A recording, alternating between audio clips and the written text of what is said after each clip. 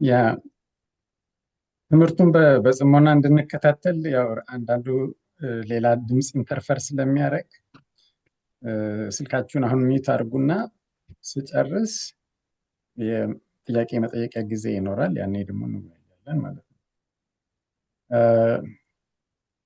ያው ይህንን ትምህርት በተደጋጋሚ ስለምሰጥ አይሆፕ ሁላችሁም አሁን ታውቁኛላችሁ። እኔ ያው ኤርሚያስ እባላለሁ።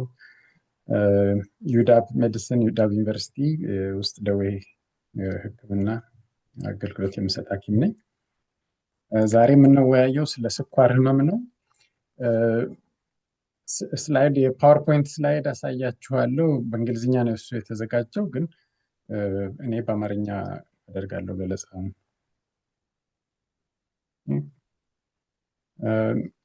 የስኳር ህመም ምንድን ነው ከሚለው እንጀምር። የስኳር ህመም ለረጅም ጊዜ ሰውነታችን የሰውነት ውስጥ ያለን ስኳር መቆጣጠር ሲያቅተው እና የስኳር መጠን ሰውነታችን ውስጥ ያለው የስኳር መጠን ከሚገባው በላይ ከፍ ብሎ ሲቆይ ነው። ግሉኮስ ወይም ስኳር የምንለው ለሰውነታችን ዋና ኢነርጂ፣ ዋና ጉልበት የሚሰጠን ሰብስታንስ ንጥረ ነገር ነው ሰውነት ውስጥ እና ሰውነታችን ግሉኮስ ይፈልጋል። ያ ግሉኮስ ግን ሰውነታችን በሚፈልገው መጠን መሆን አለበት። ከመጠን በላይ መብዛት የለበትም፣ ከመጠን በላይ ማነስም የለበትም እና ሲበዛ ነው እንግዲህ የስኳር ህመም የምንለው። ያንን የስኳር መጠን ሰውነታችን ውስጥ የሚቆጣጠርልን ኢንሱሊን የሚባል ሆርሞን አለ። ኢንሱሊን እዚህ ስዕሉ ላይ እንደምታዩት ቢጫ ሆና የምትታየው ቆሽት ትባላለች በአማርኛ። ቆሽት የሚባለው የሰውነት ክፍል የሚያመነጨው ሆርሞን ነው ኢንሱሊን እና ምግብ በምንመገብበት ጊዜና ሰውነታችን ብዙ ግሉኮስ ከምንመገበው ምግብ አብዞርብ ሲያደርግ ሲመጥ ማለት ነው፣ ደም ስር ወደ ደማችን ሲገባ ብዙ ግሉኮስ ብዙ ኢንሱሊን ይመነጭና ያንን ከመጠን በላይ ያለፈውን የግሉኮስ መጠን ወደ ሌላ መልክ ተቀይሮ ለረጅም ጊዜ ሰውነታችን ማጠራቀም የሚችለው ግላይኮጅን ይባላል፣ ወይ ደግሞ ወደ ፋት ተቀይሮ እንዲጠራቀም ለሌላ ጊዜ እንዲሆነን ማለት ነው ያደርጋል እና የሰውነታችንን ግሉኮስ መጠን ይቆጣጠርልናል። ሳንበላ ከቆየን ደግሞ የኢንሱሊኑ መጠን ዝቅ ይላል።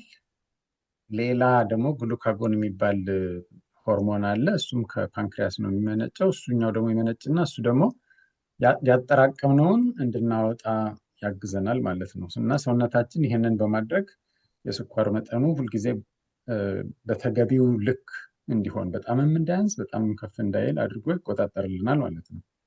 ይሄ ሲዛባ ነው እንግዲህ እና ይሄ ሲዛባና የግሉኮስ መጠኑ በጣም ከፍተኛ ሲሆን ነው የስኳር ህመም የሚመጣው።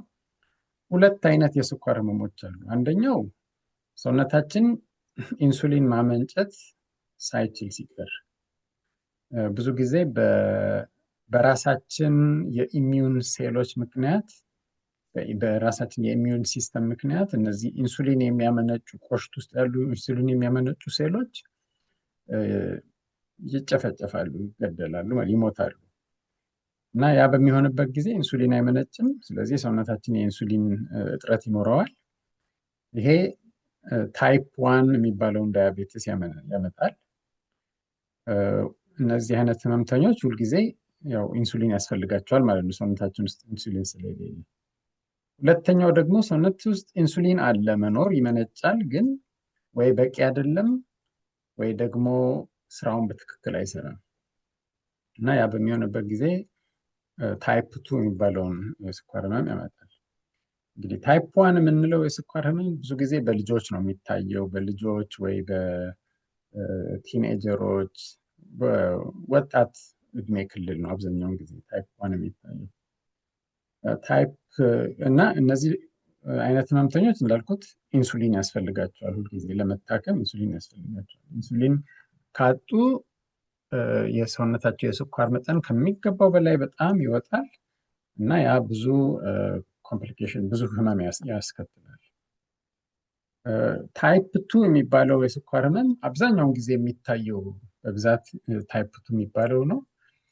ብዙ ጊዜ እድሜ ገፋ ካለ በኋላ ከ45 ዓመት በኋላ እንደዚህ የሚመጣ የስኳር ህመም ነው።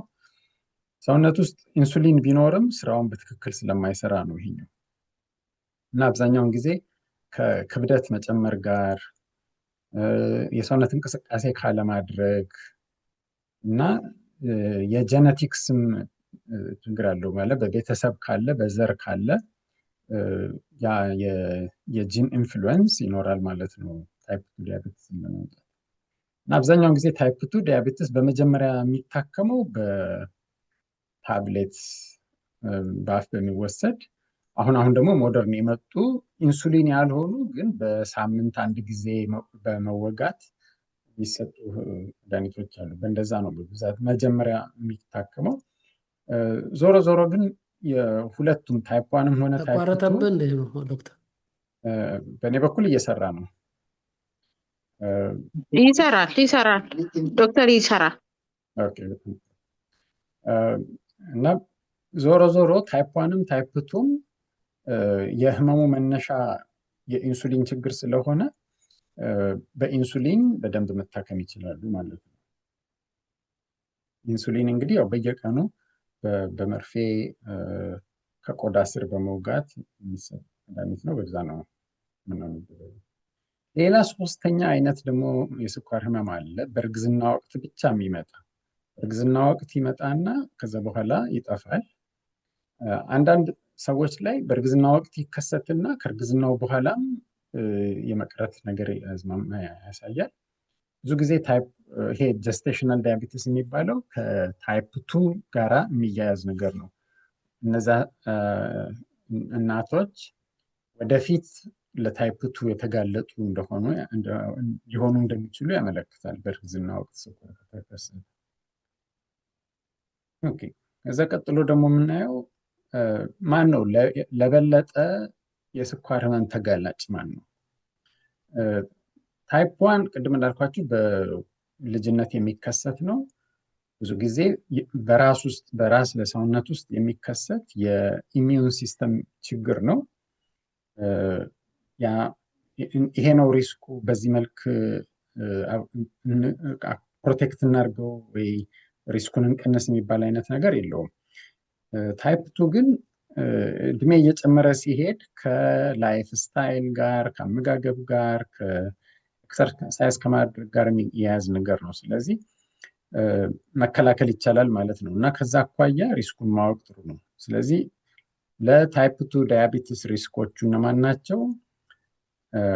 ከመጠን በላይ የሆነ ክብደት፣ የሰውነት ክብደት፣ የሰውነት እንቅስቃሴ አለማድረግ፣ በቤተሰብ ደግሞ የስኳር ህመም ካለ፣ እድሜ እየጨመረ ሲሄድ በተለይ ከ45 ዓመት በኋላ፣ የደም ግፊት ህመም ካለ፣ የኮሌስትሮል ችግር ካለ እና በወጣትነት በእርግዝና ወቅት ስኳር ህመም ተከስቶ ከነበረ፣ አንዲት ሴት ስትወልድ ከ4 ኪሎ ወይም ደግሞ ከ9 ፓውንድ በላይ የሆነ ልጅ ከወለደች፣ ይሄ ትልቅ ክብደት ያለው ህፃን ማለት ነው፣ ምናልባት ጠቋሚ ነገር ነው። ምናልባት የስኳር ህመም ወደፊት ሊከሰት ይችላል የሚል የሚጠቁም ነገር ነው። ልጁ በጣም ፋፍቷል ማለት ነው። እና ያ በጣም ሊፋፋ የቻለው ምክንያት ምናልባት ከሚገባው በላይ ስኳር ኖሮ ሊሆን ይችላል የሚል ነገር ስለሚያመለክት ማለት ነው። እና እነዚህን ለሁለተኛው አይነት የስኳር ህመም የሚያጋልጡ ነገሮችን እንግዲህ ማወቅ ጥሩ ነው። ከዛ ምልክቱ ምንድን ነው? የስኳር ህመም የተለያየ አይነት ምልክት፣ በጣም ብዙ ምልክቶች ይኖሩታል። እነዛ ምልክቶች ደግሞ ከሌላ ህመምም ጋር ሊመሳሰሉ ይችላሉ። አንዳንድ ጊዜ ደግሞ እንዲሁም ምልክት ሳያሳይም ብዙ የሚቆይበት ጊዜ ይኖራል። እና አንደኛው ምልክት ምንድን ነው? ቅድም እንዳልኳችሁ ችግሩ ደም ውስጥ ያለው የስኳር መጠን ከሚገባው በላይ መሆን ነው። እና ስኳር በጣም ሲጨምር፣ ደም ውስጥ ያለው ስኳር በጣም ሲጨምር አንደኛው ነገር ቶሎ ቶሎ ሽንት ይመጣል። በተለይ ሌሊት አሁንም ተነስቶ መሽናት፣ ቶሎ ቶሎ ማሸናት፣ በጣም ይጠማል፣ ውሃ ጥም ይለቃል፣ ይርባል። ምክንያቱም ምንድነው ሰውነት ውስጥ ግሉኮስን ቢኖር ያንን ግሉኮስ ሰውነት በደንብ መጠቀም አይችልም፣ የኢንሱሊን እጥረት ስላለ። ኢንሱሊን ነው ሴሎቹ ያንን ግሉኮስ ወደ ውስጥ አስገብተው እንዲጠቀሙበት የሚያስችለው። እና የኢንሱሊን አለመኖር ምንድነው ስኳር በጣም ብዙ ቢኖርም ሰውነት ግን እየተራበ ነው ማለት ነው። እንደዛ ነው የሚሆነው። ሌላው ነገር ያው ሰውነት ያንን ግሉኮስ መጠቀም ስለማይችል የክብደት መቀነስም ይኖራል። ከሚገባው በላይ ድካም ይኖራል። አይን ብዥ ብዥ ማለት ያመጣል። በተደጋጋሚ ለኢንፌክሽን መጋለጥ፣ ምክንያቱም ስኳር በጣም አለ፣ ባክቴሪያዎች ደግሞ ያንን ስኳር ይወዳሉ እና ተደጋጋሚ ለኢንፌክሽን መጋለጦችን ያስከትላል። ኢንፌክሽን ደግሞ ሲፈጠር ቶሎ አይድንም፣ እሱም አንድ ምልክት ነው። ከዛ ግን ስኳር ህመም ደግሞ እየቆየ ሲሄድ የሚያመጣው ነገር ያው ቁስል ሲከሰት ያ ቁስል ቶሎ አይድንም፣ ነርቮች ይጎዳሉ፣ በተለይ እጅና እግር ላይ ያሉ ነርቮች። ስለዚህ እግር ላይ የመደንዘዝ ወይ ደግሞ እንደ በመርፌ የሚጠቀጥቅ ነገር ያለ ይመስላል፣ ወይ የማቃጠል ስሜት፣ እንዲህ አይነት ስሜቶች ይኖራሉ እግር እና ጣት፣ የእጅ ጣት፣ እግር ጣት ላይ። ከዛ ከጣት ጀምሮ ወደ ላይ እየወጣ ይሄዳል፣ ሞር እየተጎዳ ሲሄድ። አይን በተለያየ አይነት መልክ ይጎዳል። አንደኛው ጀስት ስኳር በጣም ከፍ በማለቱ ምክንያት ብቻ እይታን የመጋረድ ብዥ ብዥ ማለት ነገር ሊኖር ይችላል። ደግሞ እየቆየ ሲሄድም ደግሞ አይን ውስጥ ያሉ የደም ስሮች ስለሚጎዱ በዛ ምክንያት እስከ አይን ማጥፋት ድረስ ሁላ ሊደርስ ይችላል። እና ቅድም እንዳልኩት ደግሞ አንዳንዴ ምልክትም ላያሳይ ይችላል። በጣም የተባባሰ ችግር እስከሚመጣ የስኳር ህመም ምንም ምልክት ላይኖረው ይችላል። ሌላው ነገር የስኳር ህመምተኞች አብዛኛውን ጊዜ ያው ዋናው ችግር የስኳር መጠን በጣም ከፍ ማለቱ ነው። ግን በሕክምና ምክንያት በአመጋገብ ምክንያት ደግሞ አንዳንድ ጊዜ ስኳራቸው ከሚገባው በታች ሊወርድ ይችላል እና የስኳር መቀነስ ከሚገባው በታች ሲቀንስ ደግሞ ያለውን ምልክት ማወቅ ጥሩ ነው። ምክንያቱም ስኳር በጣም ሲቀንስ ለህይወት በአጭር ጊዜ ውስጥ ለህይወት የሚያሰጋ ደረጃ ሊያደርስ ስለሚችል ማለት ነው። እና አንድ ሰው የስኳር በጣም የመቀነስ ምልክቶች ከታየበት ቶሎ ብሎ ስኳር መላስ ወይ ከረሜላ ማለት ወይ ደግሞ ስኳር ያላቸው መጠጦችን መጠጣት ሊያስፈልግ ይችላል። ምክንያቱም ያ በአጭር ጊዜ ነገሮችን ሊለውጥ ይችላል። የስኳር ማነስ ምልክቶችን ማወቅ ጥሩ ነው። እነዚህ ምልክቶች ናቸው ሰውነት የመንቀጥቀጥ፣ የማላብ፣ የልብ መምታት፣ ዝም ብሎ እንዲሁ መጨነቅ፣ ረግቶ አለመቀመጥ፣ ረሃብ፣ ራስ ምታት፣ ማዞር፣ ድካም፣ እዛ ራስን እስከ መሳት ድረስ ሊያደርስ ይችላል። ይሄ እንግዲህ ስኳር በጣም ሲወርድ ነው እና የስኳር ህመም ታካሚዎች በተለይ መድኃኒት የሚወስዱ የስኳራቸው መጠን ከሚገባው በታች ደግሞ በጣም ሊወርድ ይችላል እና ያንን ማወቅ ጥሩ ነው ማለት ነው። ስለዚህ ስኳር ሲጨምር እና ስኳር ደግሞ ሲያንስ ምልክቶችን መለየት በጣም ያስፈልጋል። ምክንያቱም ስኳር ሲቀንስ ህክምናው ያው ስኳር መስጠት ነው። ስኳር በጣም ሲጨምር ደግሞ ህክምናው ውሃ መጠጣት፣ ኢንሱሊን መውሰድ፣ እንደዚህ አይነት ህክምናዎች ናቸው። የሁለቱ ህክምና ስለሚለያይ እነዚህን ምልክቶች መገንዘብ ያስፈልጋል። ኦኬ፣ ለምን የስኳር ህመም ለምን ያሳስበናል? የስኳር ህመም የሚያሳስብብን ምክንያቱ ምንድን ነው? የስኳር መጠን ሰውነት ውስጥ ከፍ ብሎ በቆየ ቁጥር ደም ስሮችን እየጎዳ ይሄዳል። የደም ስሮቹ የውስጥ ግድግዳ እየተቦረቦረ ይሄዳል በከፍተኛ የስኳር መጠን እዛ ውስጥ በሚያልፍበት ጊዜ እና ያ ሲሆን ያንን የተቦረቦረውን ሰውነታችን ለመጠገን ምን ይጠቀማል? እንደ ኮሌስትሮል ያለ ነገሮችን ይጠቀማል፣ ያንን ለመለጠፍ ማለት ነው። እና ኮሌስትሮል እዛ ውስጥ በሚገባበት ጊዜ ደግሞ ምን ይሆናል? የደም ስር ቱቦ እየጠበበ ይሄዳል። ከዛ በኋላ ለማስተላለፍ ደረጃ ይደርሳል እና ለምሳሌ አይን ውስጥ እዚህ ስዕሉ ላይ እንደምታዩት እነዚህ ቀጫጭን የደም ስሮች ናቸው አይናችን ውስጥ ያለውን ዋና ለማየት የሚጠቅመንን ነገር ደም የሚሰጡት እና እነዚህ ደም ስሮች እየተዘጉ ሲሄዱ ያ ለእይታ የሚጠቅመን የአይን ክፍል ደም እያጣ እየሞተ ይሄዳል ማለት ነው እና በዛ ምክንያት እይታን የመጋረድ ለምሳሌ እይታን የመጋረድ አንዱ በረጅም ጊዜ የሚመጣ ኮምፕሊኬሽን ያ ነው። ይሄ አሁን ያልኳችሁ የደም ስር መጥበብ ነገር ሁሉም የሰውነታችን አካላት ደም የሚያገኙት በደም ስር እስከሆነ ድረስ ሁሉም ደም ስሮች ሊጎዱ ይችላሉ።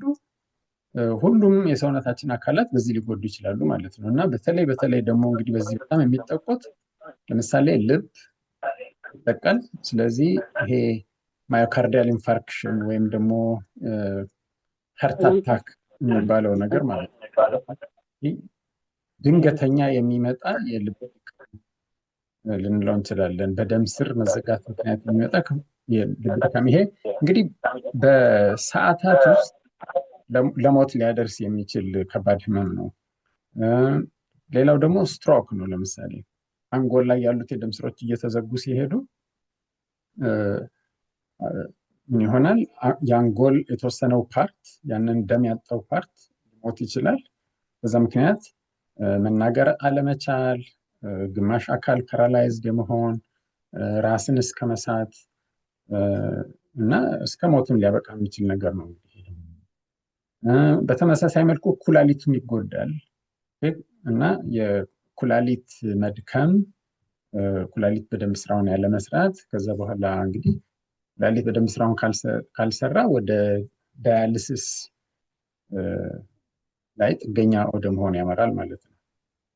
ነርቮች ይጎዳሉ። የተለያዩ ነርቮች ሰውነታችን ላይ ያሉ ትልልቅ ደም ስሮች፣ ወደ እግራችን የሚሄዱ ደም ስሮች ለምሳሌ ይጎዳሉ እና እነሱ በመጎዳታቸው ምክንያት ቁስል በሚያጋጥምበት ጊዜ ያ ቁስል ቶሎ አይድንም። ምክንያቱም ያ አካል በደም ምክንያት ማግኘት ያለበትን ኦክሲጅን እና ሌሎች ንጥረ ነገሮች ማግኘት ስለማይችል ማለት ነው እና ይሄ ቁስል አልድን ይላል። አልድን ብሎ በኋላ እስከ ጋንግሪን የመፍጠር አምፑቴሽን፣ እግሩ የመቆረጥ ለዛ ሊዳረግ ይችላል ማለት ነው። ስለዚህ በዚህ ምክንያት የስኳር ህመም ያሳስባል። ቶሎ ዲያግኖስ ተደርጎ ህክምናው መጀመር አለበት። ጥሩ ቁጥጥር ያስፈልገዋል ማለት ነው። ስለዚህ እንዴት ነው ዲያግኖስ የሚደረገው? አንድ ሰው ስኳር ህመም እንዳለበት የሚታወቀው እንዴት ነው? ታይፕ 1 የሚባለው ብዙ ጊዜ በአጭር ጊዜ ውስጥ ምልክቶችን ያሳያል። ታይፕ 1 ያለባቸው ሰዎች በጣም ውሃ ይጠማቸዋል፣ በጣም ብዙ ይጠጣሉ፣ ጠጥተው አይረኩም፣ ይርባቸዋል፣ ይበላሉ፣ እየበሉ ግን ሰውነታቸው ይከሳል እና ይሄ ምልክት በደንብ ስለሚታይ ብዙ ጊዜ ያው ወደ ሆስፒታል ቶሎ ይወሰዳሉ። ስኳራቸው ሲለካ በጣም ከፍተኛ ስለሚሆን በቀላሉ ዲያግኖስ ይደረጋሉ ማለት ነው እና ህመሙ በተከሰተ በአጭር ጊዜ ውስጥ የህክምና ቦታ ሄደው ስኳራቸውን ቼክ ካደረጉ ታይፕ 1 ያላቸው ሰዎች ዲያግኖስ ይደረጋሉ። ታይፕ 2 ያላቸው ሰዎች ግን ምልክት ሳያሳዩ በጣም ሊቆዩ ይችላሉ። የስኳር ህመሙ በጀመረ በ10 ዓመት በ20 ዓመት ያህል ጊዜ ቆይተው ሊሆን ይችላል ዲያግኖስ የሚደረጉ። ያ ማለት ደግሞ ኦልሬዲ ህመሙ ብዙ የሰውነት ችግር ካስከተለ በኋላ ሊሆን ይችላል ማለት ነው እና እንደዛ እንዳይሆን ምን ያስፈልጋል? የጤና ቼክአፕ ማድረግ ያስፈልጋል። ያኔ አንዱ የጤና ቼክአፕ ስታደርጉ አንዱ የሚደረገው ነገር የሰውነትን የስኳር መጠን ቼክ ማድረግ ነው እና አንድ የስኳር ህመም የሌለበት ሰው በተለይ ከ45 ዓመት በኋላ ቢያንስ በአመት አንድ ጊዜ ስኳሩን ቼክ የሚያደርግ ይመከራል። ያ ነው እንግዲህ ሬጉላር የሆነ ቼክአፕ ማለት ነው እና ስኳሩን ቼክ ማድረግ ያስፈልጋል። በባዶ ሆድ ሲለካ አንድ ሰው የስኳር መጠኑ ከ126 በላይ ከሆነ በሚሊግራም ፐር ዴሲሊትር ነው ወይ ደግሞ ሄሞግሎቢን ኤ1ሲ የሚባል ነገር አለ። ሄሞግሎቢን ኤ1ሲ ማለት ከ2 ወር እስከ 3 ወር ያለውን የስኳር መጠን ደም ውስጥ ያለውን የስኳር መጠን እንደ አማካኝ አድርጎ ሊያሳይ የሚችል ያለካክ ዘዴ ነው። እንደዛ ደግሞ ሲለካ ከ6.5 በላይ ሆነ ይህ እነዚህ ነገሮች ቢያንስ 2 ጊዜ ተለክተው ቼክ መደረግ አለባቸው በተለያየ ጊዜ እርግጠኛ ለመሆን እና እንዲህ አይነት ነገር ከታየ የስኳር ህመም አለ ማለት ነው። ሌላው ምንድነው ኦራል ግሉኮስ ቶለራንስ የሚባል አለ። አንድ ሰው እንዲጾም ለ8 ሰዓት እንዲጾም ተደርጎ የተወሰነ የስኳር መጠን በደሙ ይሰጠውና ከዛ በየሰዓቱ ይለካል። መጀመሪያ ላይ በባዶ ሆዱ ይለካል። ከዛ ከ1 ሰዓት በኋላ ከ2 ሰዓት በኋላ እና በእንደዛ በመለካት ደግሞ ከ200 በላይ ከሆነ ይሄ ብዙ ጊዜ ለነፍሰ ጡሮች ነው የሚደረገው። ሶስተኛ ላይ የጠቀስኩት ኦራል ግሉኮስ ቶለራንስ የሚባለው እንጂ አብዛኛውን ጊዜ በሁለቱ ነው የሚለካው፣ ወይ በባዶ ሆድ ስኳር በመለካት ወይ ደግሞ ሄሞግሎቢን ኤዋንሲ የሚባለውን ነገር በመለካት። አንዳንድ ጊዜ ደግሞ አንዳንድ ህመምተኞች በደንብ ቅድም እንዳልኳችሁ አይነት ውሃ በጣም የመጥማት ቶሎ ቶሎ ሽንት የመሽናት እንዲህ አይነት ምልክቶች ካላቸው በማንኛውም ሰዓት ስኳራቸው ሲለካ ከ200 በላይ ሆነው ከተገኘ ያም የስኳር ህመም እንደሆነ ያረጋግጣል ማለት ነው። እነዚህ የስኳር ህመም ዲያግኖስ እንዴት እንደሆነ ማረጋገጫ መንገዶች ናቸው። እዛ መከላከል ይቻላል ወይ? ቅድም እንዳልኳችሁ የመጀመሪያ አንደኛ የሚባለው ታይፕ 1 የሚባለው መከላከል አይቻልም። በኢሚዩን ሲስተም ዲስፋንክሽን ምክንያት የሚመጣ ነው። እስካሁን ድረስ የተረጋገጠ የመከላከያ መንገድ የለውም። ታይፕ 2 የሚባለው ግን መከላከል ወይም ደግሞ የሚጀምርበትን እድሜ ማራዘም ይቻላል። አንዳንድ ጊዜ አንዳንድ ሰዎች በቃ ቤተሰቤ ሁላ በቃ ዘሬ ሁላ ስኳር አለበት እና እኔም ይኖረኛል ብለው ተስፋ የመቁረጥ ነገር አለ። ግን እንደዛ አይደለም። አንድ ሰው በቤተሰብ የስኳር ህመም ቢኖርበትም የአኗኗር ሁኔታውን ካስተካከለ አመጋገቡን፣ የሰውነቱን ክብደት፣ ኤክሰርሳይዝ ማድረግ፣ አልኮል ነገር ወይ ሲጋራ ማጨስ ነው እንዲህ አይነት ነገሮችን ከተቆጠበ የስኳር ህመም መከላከል ይቻላል። ይሄኛውን በቤተሰብ በዘር የሚመጣውን አይነት የስኳር ህመም ማለት ነው። እሱም መከላከል ይቻላል። እንደምናያለን እነዚህ አሁን አብዛኛውን ጊዜ የሚነሳው ጥያቄ አንዱ አመጋገብ ነው። ይሄ ምግብ መብላት እችላለሁ ወይ ይሄን ምግብ መብላት አልችልም እንዲህ የሚባሉ ነገሮች እና እዚህ ጋር የተወሰኑትን ዘርዝሬያለሁ። ጥሩ የሆኑ ምግቦች አንድ የስኳር ህመምተኛ ሊመገባቸው ጥሩ የሚባሉት አትክልት፣ ፍራፍሬ፣ ጥራጥሬ፣ ይሄ ባቄላ፣ አተር፣ ሽምብራ፣ ምስር እንዲህ አይነቶቹ እነዚህ ጥሩ የፕሮቲን ያላቸው ጥራጥሬዎች ናቸው። ቀይ ስጋ ስብ ያልበዛው ማለት ነው። አሳ፣ እንቁላል፣ ሪዲዩስድ ፋት ያለው ወተት እነዚህ ጥሩ ምግቦች ናቸው። አሁን እዚህ ጋር ከተዘረዘረው እንግዲህ እንደምታዩት ብዙ የምግብ አማራጮች አሉ ለአንድ የስኳር ህመምተኛ ማለት ነው።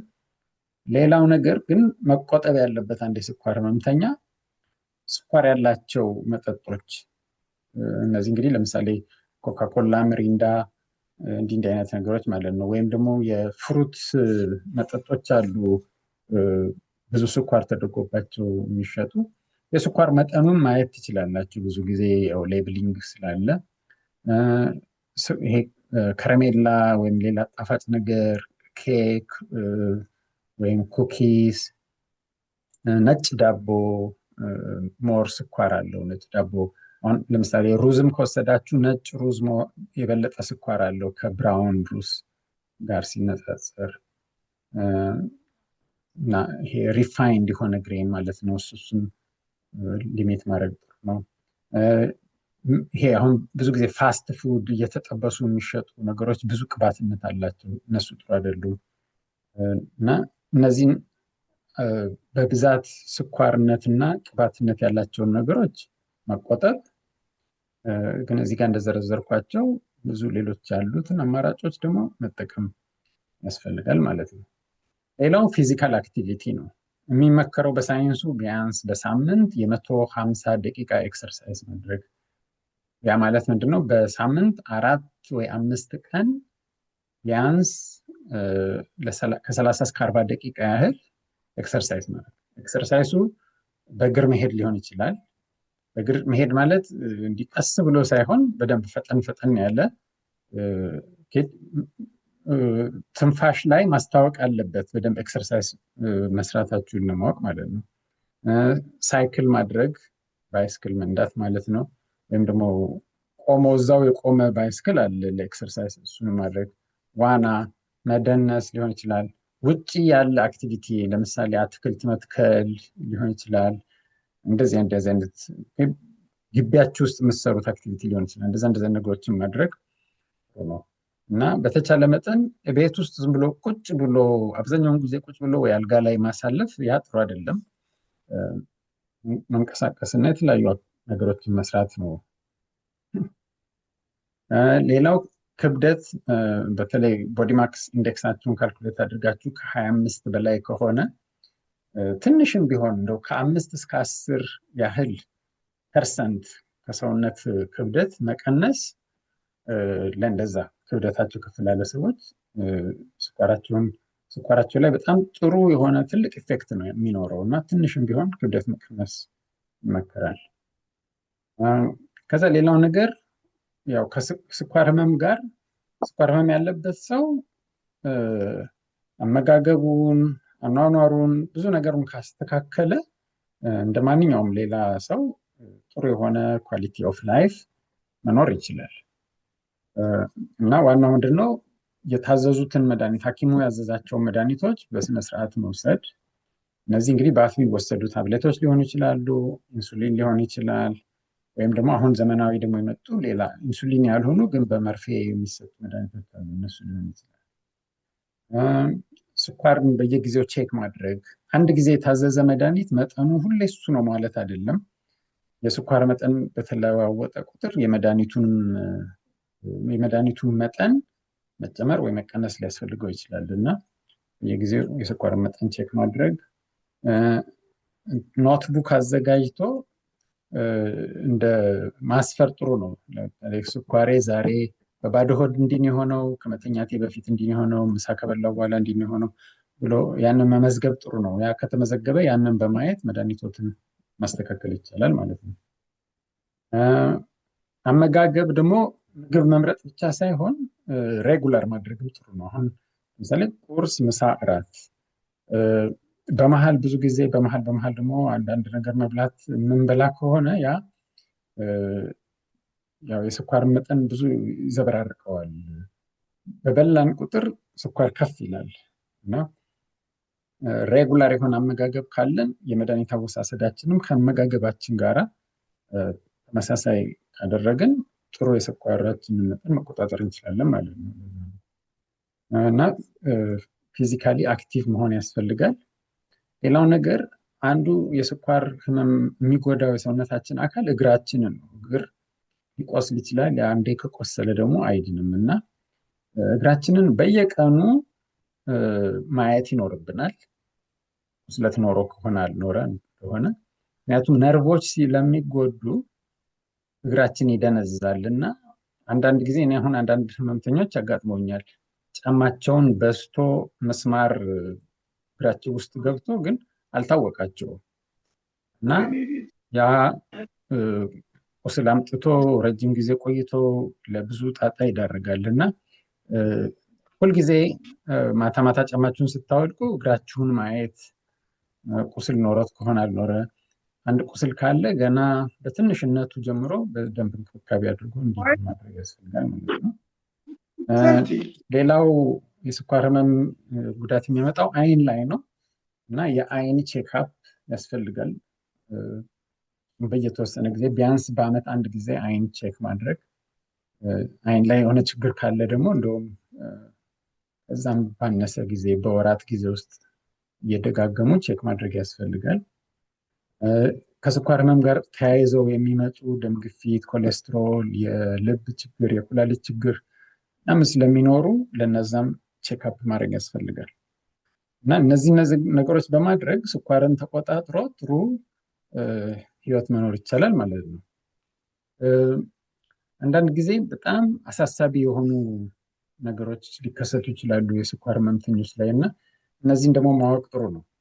እነዚህ እነማን ናቸው? አሁን ቅድም እንዳልኳችሁ ለምሳሌ የሀርት አታክ ሊያጋጥመው ይችላል የስኳር ህመምተኛ እና ምልክቱ ምንድን ነው?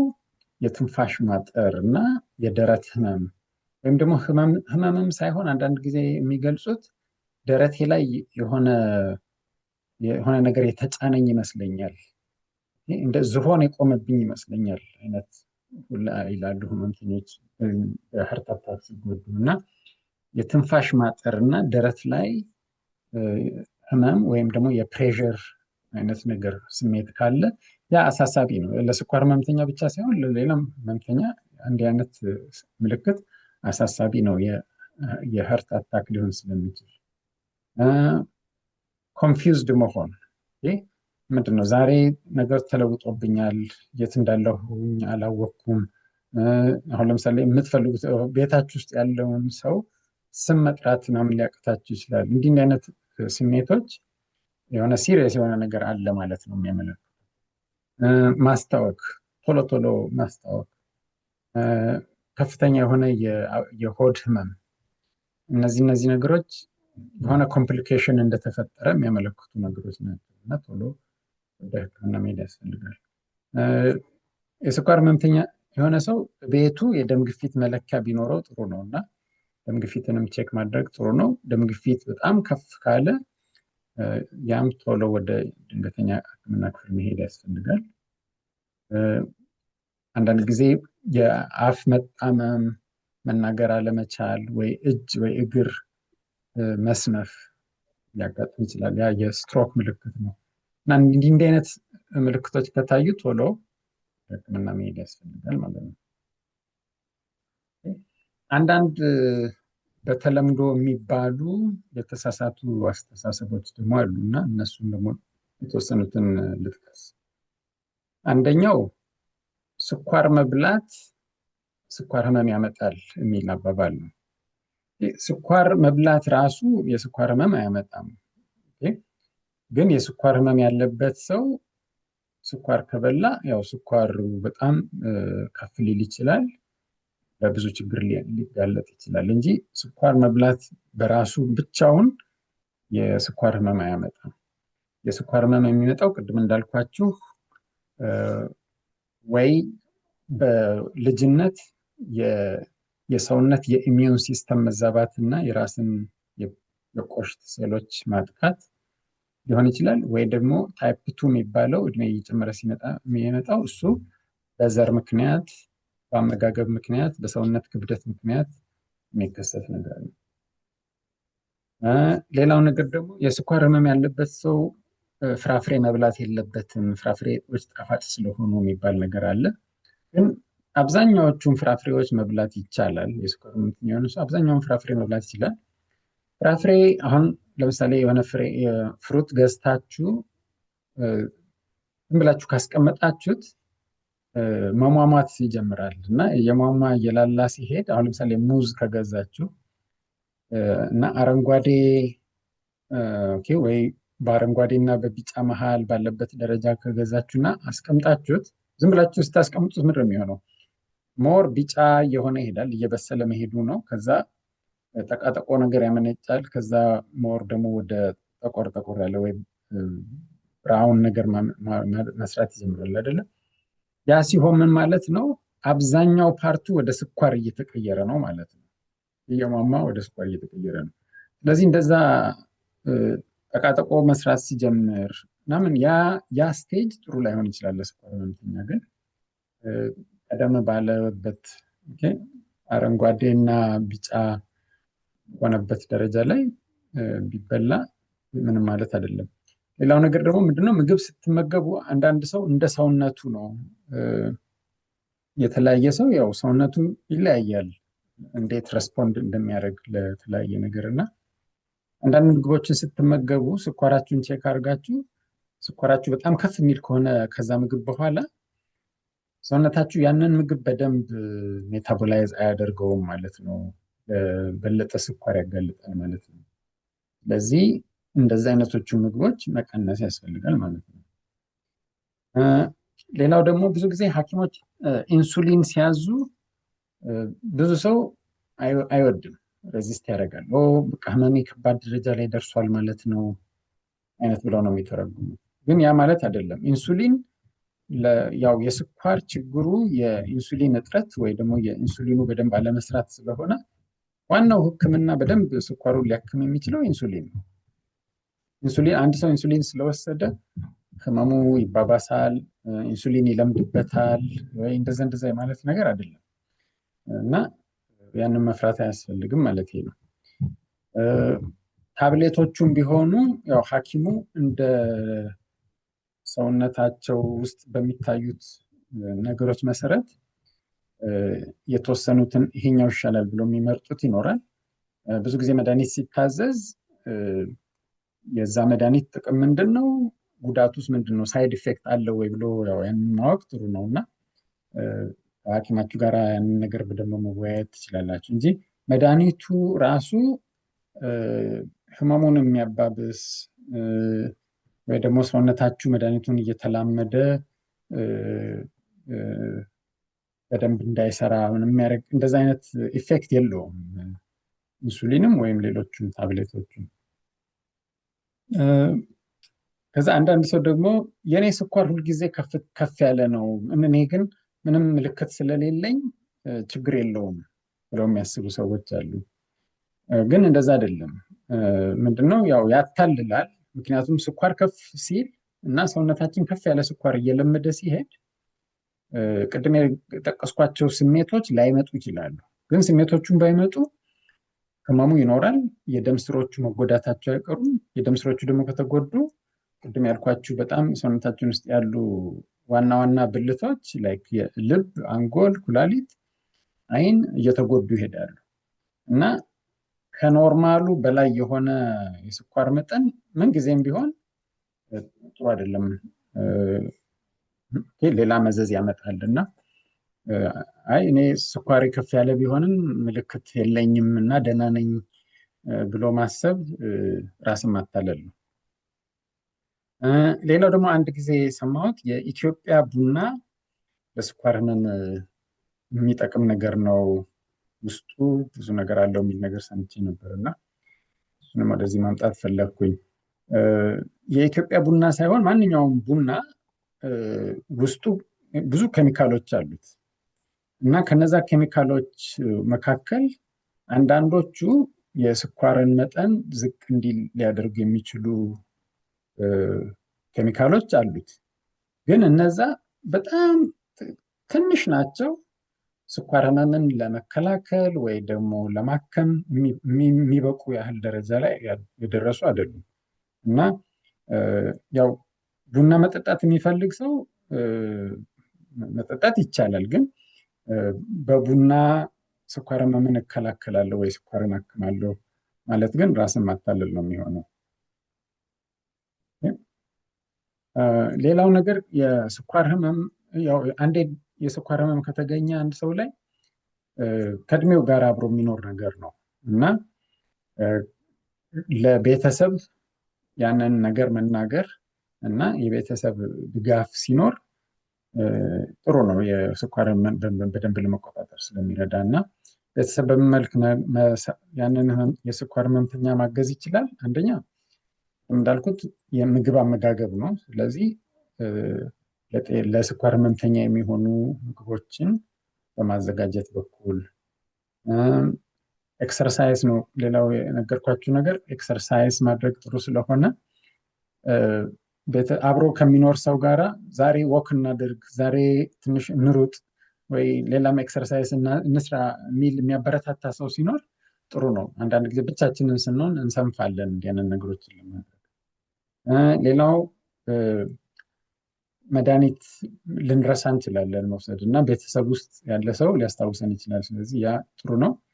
የስኳር ህመምተኞች ደግሞ አንዱ ትልቁ ችግር አይናቸው ስለሚጎዳ በደንብ ማየትና መድኃኒቶቻቸውን መለየት ላይችሉ ይችላሉ። ስለዚህ ያንን የሚያደርግ አጋዥ የሆነ አጠገባቸው ያለ ቤተሰብ ሲኖር ጥሩ ነው። ቀጠሮ፣ የክሊኒክ ቀጠሮ መርሳት፣ ሐኪም ጋር በሰዓቱ በቀጠሮ አለመቅረብ ሊኖር ይችላል እና ለሱም የሚያግዝ ሰው ሲኖር ጥሩ ነው። የስኳር ህመም ያለበት ሰው ያው ከጤና ጋር ብዙ ችግር ሊያጋጥም ስለሚችል መኪና መንዳት አለመቻል ሊኖር ይችላል፣ መርሳት ሊኖር ይችላል እና ይህ የቤተሰብ እገዛ ለዛም ያስፈልጋል።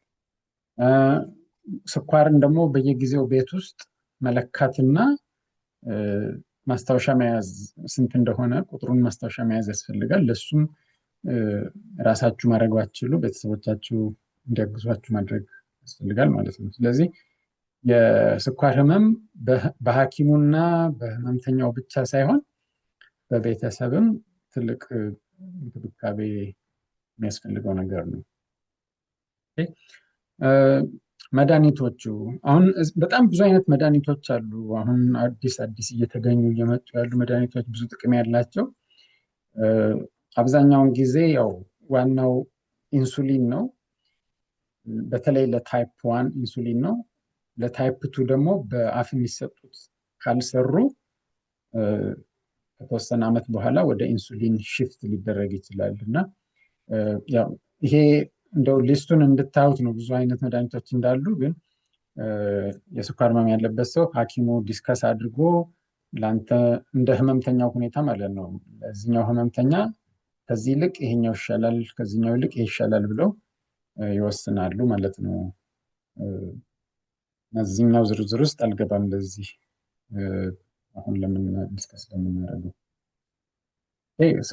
ለማጠቃለያ ያህል የስኳር ህመም በጣም ኮመንሊ የሚታይ ነገር ነው። በጣም ብዙ ሰው ነው በስኳር ህመም የሚጠቃው። በተለይ ሁለት አይነት አለ፣ ታይፕ 1 እና ታይፕ 2። ሌላው ያው ሶስተኛ በእርግዝና ወቅት የሚከሰተው ደግሞ ነገርኳቸው አለ። በተለይ ግን ታይፕ 1 እና ታይፕ 2 ናቸው። ከዛ እንግዲህ ዋናው ነገር ምንድን ነው? አመጋገብ፣ የሰውነት ክብደት፣ ፊዚካል አክቲቪቲ፣ እነዚህን በማስተካከል የስኳር ህመምን በጥሩ ሁኔታ መቆጣጠር፣ ታይፕ 2 ከሆነ ደግሞ እንዳይከሰት ማራዘም ይቻላል። መድኃኒትን በሐኪሙ ባዘዘው መሰረት መውሰድ ጥሩ ነው። ለቤተሰቦቻችሁ ተናግሮ ድጋፍ ማግኘት፣ አጠገባችሁ ከሚኖረው ሰው ጋር ድጋፍ ማግኘት የበለጠ ስኳር ህመምን ለመቆጣጠር ይረዳል። ስለዚህ አንድ ነገር ማድረግ ያለባችሁ ነው እና የስኳር ህመምን በዚህ መልክ በደንብ ተቆጣጥሮ እንግዲህ አንድ ስኳር ህመም ያለበት ሰው ጥሩ ኑሮ መኖር ይችላል። ዋናው እነዚህን ጥንቃቄዎች እስካደረገ ድረስ ማለት ነው።